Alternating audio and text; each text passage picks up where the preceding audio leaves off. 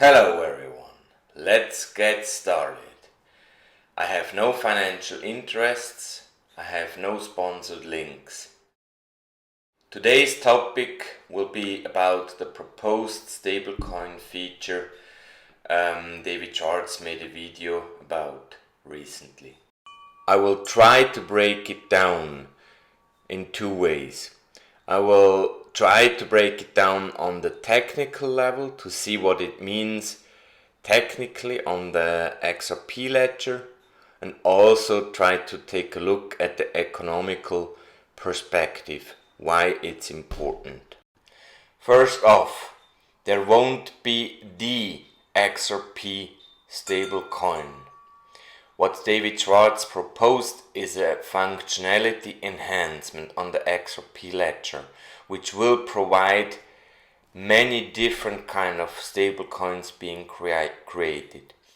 For matter of simplicity, let's go with the example that I will create the iPinky coin, the IPC. As this stablecoin feature is just a proposed functionality, most terms or parameters are subject to change slightly.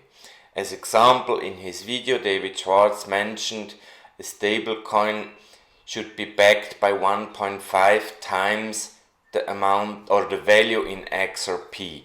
That could be subject to be changed.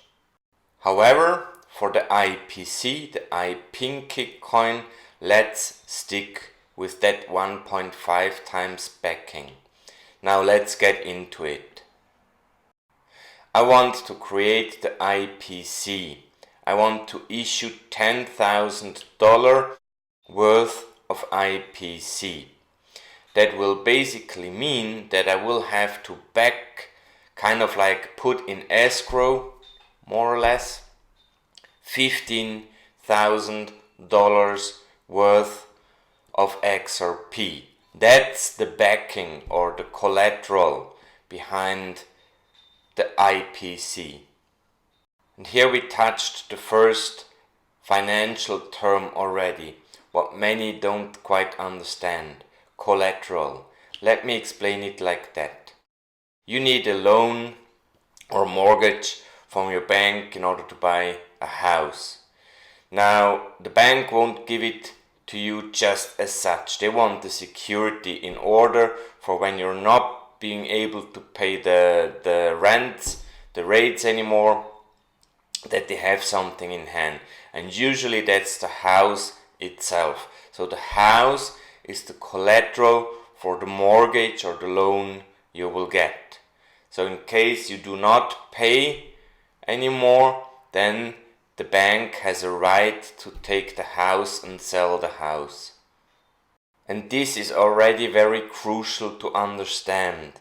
As with traditional stablecoins like Tether, there is no way to check if the stablecoin is actually backed by the appropriate amount of US dollar. However, in that system, because it's handled via the distributed ledger technology, it can be enforced by the algorithms.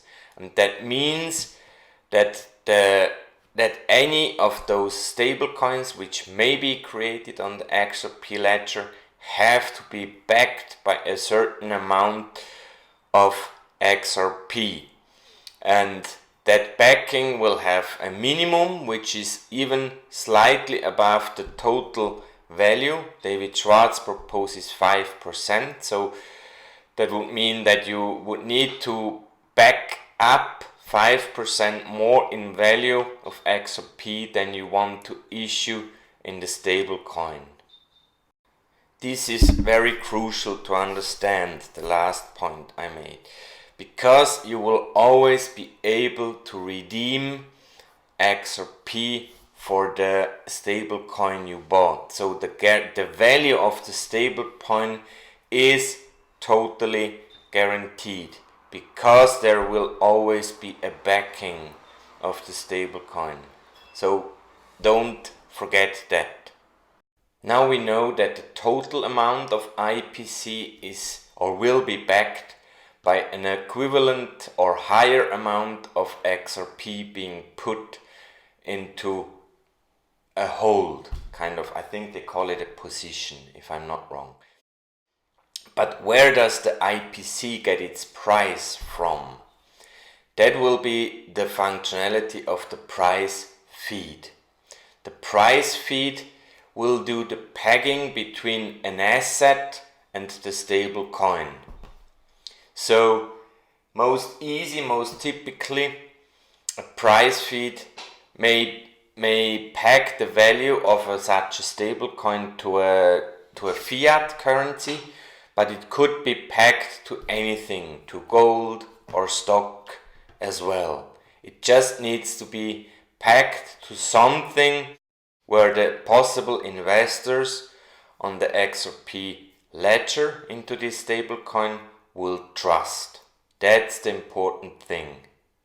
For simplicity, I chose a stock which has a round figure so that my $10,000 worth in IPC can be properly divided by. I chose Vodafone, which is more or less at $20. That will allow me to issue 500 IPC to make a total value of $10,000. So now we're done with it. We have implemented the two technical cornerstones so that I can issue the IPC. We have the backing with an appropriate total value of XRP, which in the example of David Schwartz is 1.5 times higher than the total amount in value of the stable coin I'm issuing. I'm issuing $10,000 worth of IPC, which means I need to collateralize with XRP in the value of $15,000. And the second thing is the pegging. I pegged the IPC to the share price of the Vodafone share or stock, which is at $20 currently, more or less, which lets me issue 500 IPCs. Now with the guaranteed collateralization, we have two problems. XRP price may drop, let's take 50%. That means my $15,000 worth of XRP will drop to $7,500 in value, which will not be enough to collateralize the $10,000 in IPC anymore.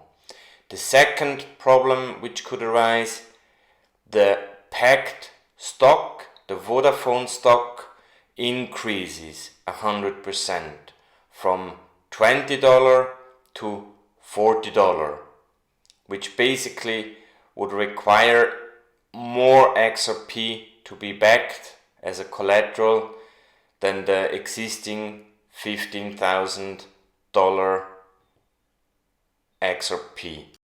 Minimum collateralized positions or under collateralized positions may be taken over by any person who has an account on the XRP ledger who is willing to put the required additional XRP as collateral into the position.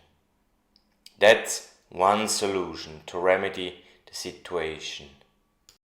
There's two possibilities how a position or a stable coin can risk getting into a minimum or under collateralized situation. One is the price of XRP drops. You can see that in the red marked cell with 20 cents, assuming that the current price is at 25 cents per XRP.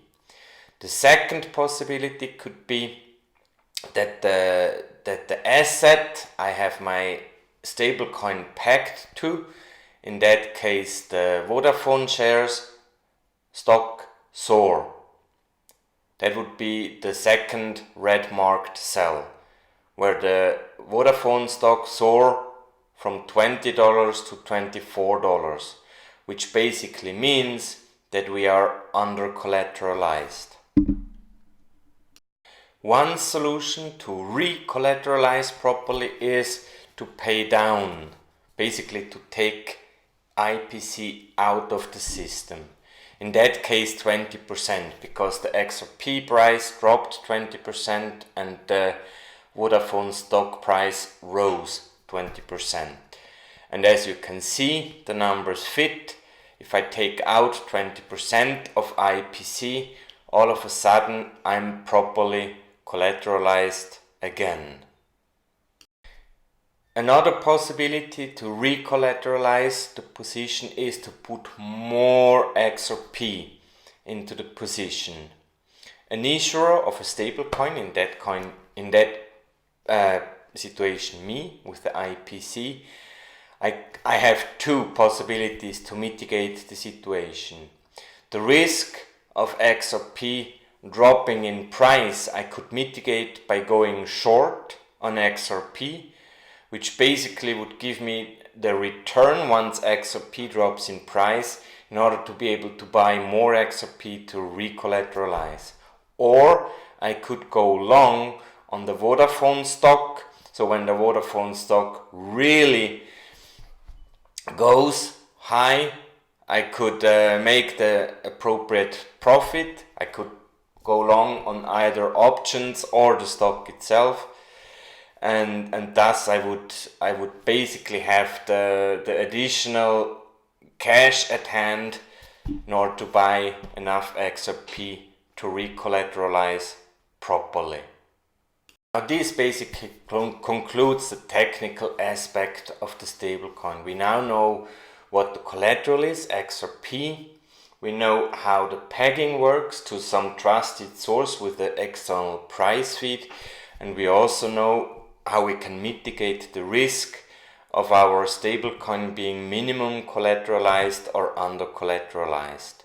Now let's take a look at the economical advantages of such stablecoins. By adding this feature for stablecoins on the XRP ledger, the XRP asset itself will have properties of a store of value, as the appropriate amount of XRP always needs to be put kind of like in escrow into the position of the stablecoin being issued. It also minimizes the downward selling pressure due to the fact that XRapid basically, or users wanting to transact money cross borders, they will not need to go through the external exchanges anymore. They can just do those transactions on the DEX, the decentralized exchange on the XRP ledger. This will for sure, as you may have guessed in the meantime, reduce the circulating supply of XRP and thus increase the price drastically. It will be quasi a marketplace for derivatives, as the stable coins can be backed to anything. It will bring utility to the XRP DEX, the decentralized exchange on the XRP ledger. And last but not least, it drives on-ledger liquidity. It is also important to understand that this feature will be made available for retail and institutional markets. For retail, there will be companies building interfaces for KYC and other legal and compliance requirements.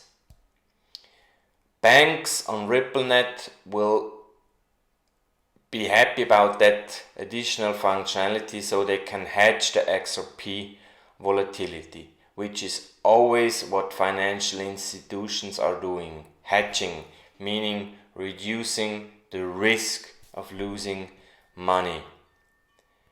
That will now provide the traditional market products they're used to. that will give them, the banks, more reasons to ultimately hold XRP and stablecoins, both to use for all types of purposes, because they're complementary to each other. Final note, this stablecoin functionality is way better than the currently known fiat-backed stablecoins, such as Tether, because the XRP ledger unique features of the DEX, the decentralized exchange, and Ripple funding the ecosystem around it. That makes it superior to all other currently known stablecoins on any other ledger.